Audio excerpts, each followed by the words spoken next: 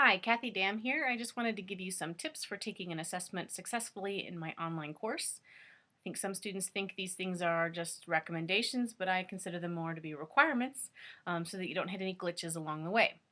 My first and most important suggestion or requirement is that you do not use Wi-Fi while taking an assessment. Wi-Fi cuts out intermittently, and most online programs don't have a problem with that. They will let you kind of start where you last left off, and you didn't even realize that Wi-Fi had a little glitch in it. But the exams are not that way. If you have one of those intermittent moments where you've kind of been off and then back on, it will reset the exam. If you try to start the exam again, it'll say you've already taken it. So I do not suggest using Wi-Fi on an assessment because it cannot handle those intermittent signals. So you need to make sure you're wired into the wall.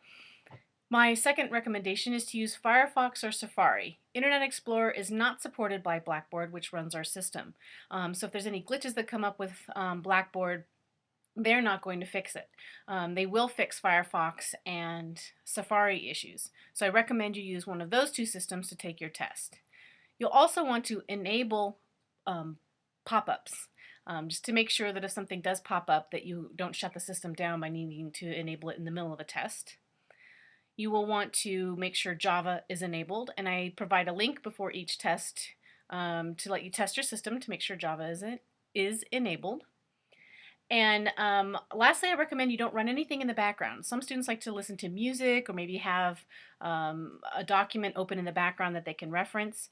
As soon as you click off the page to go into the other, click off the exam to go into the other page, your exam may kick you out.